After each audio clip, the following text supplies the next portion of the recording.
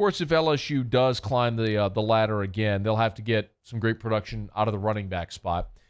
And they'll have to replace, the first-team All-SEC running back in Clyde Edwards-Helaire, a guy who was as versatile player as there was in college football last year and became a first-round pick, as we all know, the Chiefs.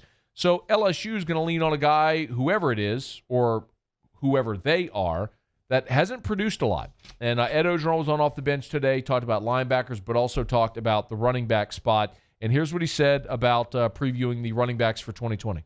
I really liked what Chris Curry did last year. I think he did a tremendous job. Chris is tough. He's physical. He's a leader. Tyrone Davis, Price, think about that. He's 6'1", 227. John Emery. And I'm excited about Devontae Bradford. We got 4 running backs that can play. All of them are different. Those first 3, to me, are all starters. Let's see what happens. The biggest thing that we're going to have to do is match what Clyde did, especially running the football, but catching the ball in the backfield. Clyde did a tremendous job of beating those linebackers one-on-one. And, I think these guys can do it. You know how when Mike Detillier is with us, he'll often say, Ed Orgeron is going to write your story for you, but if you're listening closely enough, he'll give you the answer. Every time Ed is asked about LSU's offense in the passing game, who does he bring up? Eric Gilbert. Without fail, without exception, he always brings up Eric Gilbert. Always. He's telling you he thinks that kid, that freshman tight end, is going to have a monster year.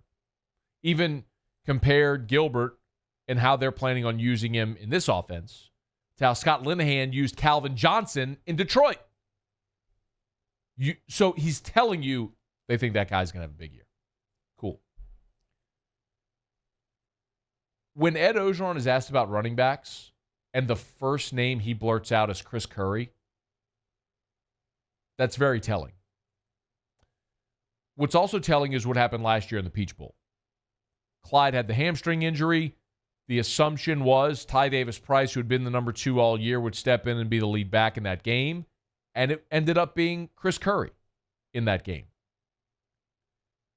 And something we found out then later in the piece that Jeffrey Marks did for The Advocate about Joe Burrow, the 3-part series he did about Joe Burrow, was that it was actually Burrow who went to the coaches and lobbied for Curry to get the start in that Peach Bowl game.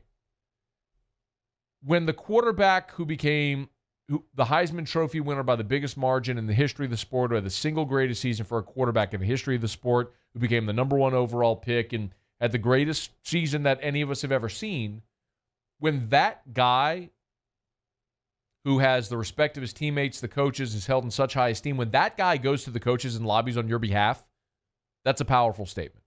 And Joe Burrow did that, lobbying on Chris Curry's behalf. He went into the Peach Bowl and had a dynamic game in place of Clyde Edwards-Helaire. Ran really hard, had 16 carries for 90 yards, averaged 5.5 a carry in that ball game. This is a guy who now is a redshirt sophomore going into year 3, who's waited his turn and is going to get the first crack. I do think all 3 of those guys are going to play, and are going to play a lot. One of the things Ed mentioned there is the ability to catch the ball like Clyde did. That's one of the reasons John Emery didn't play a lot last year. The word was he fumbled a bunch and he couldn't catch the ball. We saw that. Actually saw that on the field. John Emery went and had LASIK this offseason. Maybe that's going to help him. Hopefully that helps him, because I think from an athleticism standpoint, Emery's probably the most versatile of those 3. Ty Davis-Price, I think, is a really physical back where he has a burst through that line and then he's tough to bring down. And Chris Curry runs like a wrecking ball. They call him mini beast mode. I mean, he does run similar. His style is similar to Lynch. He's a violent runner. But Ed Orgeron is telling you that Chris Curry is going to get the first crack to win that job and to be the guy.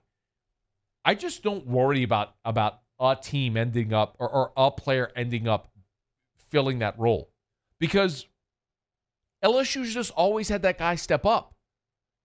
I mean, we had the same conversation after Darius Geis left and Nick Brissett had a 1,000-yard season. And then we worried about who is it going to be this year. And then Clyde is all SEC and has a dynamic year.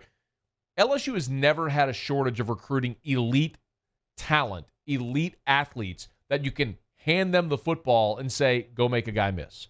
Go run over a guy. go outrun a defensive back. Catch a ball in the flat and get me 9 when I need 7. LSU's always had that guy, and I'm sure they'll find that guy this year as well.